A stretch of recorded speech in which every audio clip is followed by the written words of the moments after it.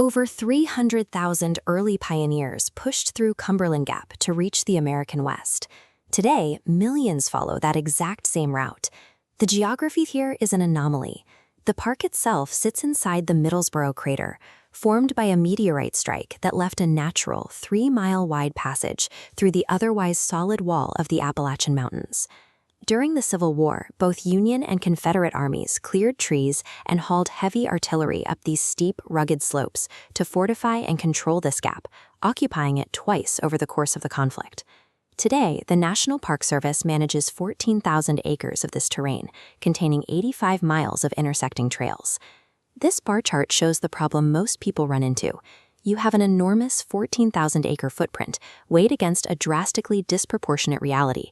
The average visitor only spends about 2 to 4 hours here during a road trip along U.S. Route 25E. With everything from deep cave systems to 21-mile ridge tracks available, having that little time creates immediate choice paralysis.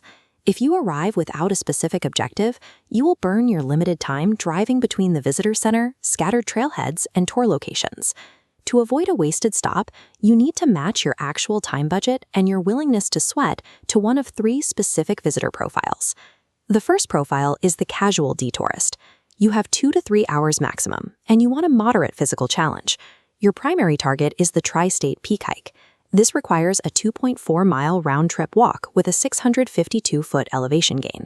The payoff for that climb is pure geographical novelty. At the summit, you can physically stand on the exact point where Kentucky, Tennessee, and Virginia meet.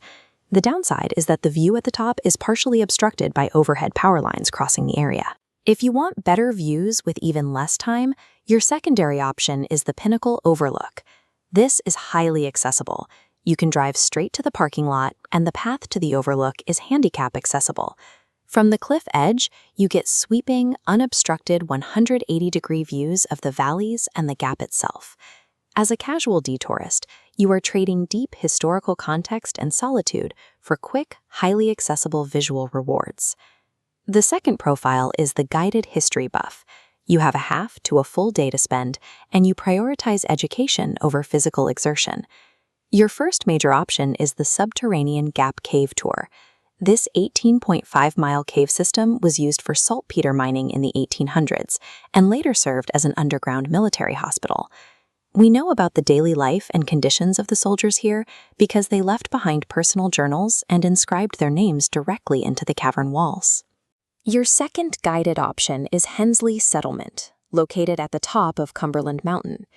Taking this tour gives you a look into a community of about 100 people who lived in total mountaintop isolation, without roads or electricity, until 1951. The friction here is purely logistical. You cannot explore these sites on your own. You must buy tickets in advance and stick to a rigid ranger-led schedule. There are also seasonal limits. The Hensley Settlement tours, for example, only operate from May through late October.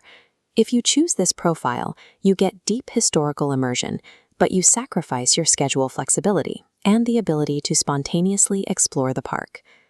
The final profile is the Backcountry Explorer. You are a fitness-forward individual, and you want to find intense, complete isolation. Your main objective is the 21-mile Ridge Trail, which spans the entire length of the park. The environmental payoff here is complete immersion in a pristine wilderness that hosts 855 identified species of vascular plants.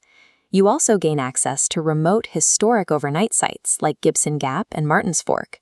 Solitude is guaranteed by strict capacity limits. The campsites max out at anywhere from 12 to 25 people total. To get that isolation, you have to clear some administrative hurdles.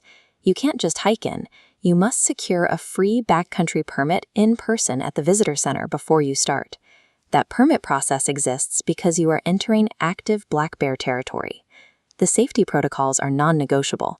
All your food must be stored in approved bear-proof canisters or elevated at least 10 feet off the ground at your campsite.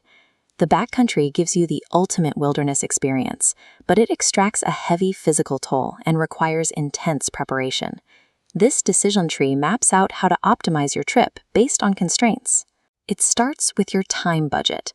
With under 4 hours, follow this branch to Pinnacle Overlook and Tri-State Peak.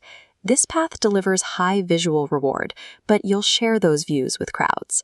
If you have a full day and prioritize education over sweating, follow the guided tour branch to Gap Cave and Hensley Settlement. You get a rich historical narrative, but you have to operate on the park ranger's rigid schedule. Finally, if you're planning an overnight stay and have a high fitness level, your path leads directly to the 21-mile Ridge Trail. You earn pristine isolation across 85 miles of trails, but pay with high physical effort and strict safety protocols. Find the single lane that fits your profile and commit to it. The only way to guarantee a bad trip to Cumberland Gap is by trying to do it all in one visit.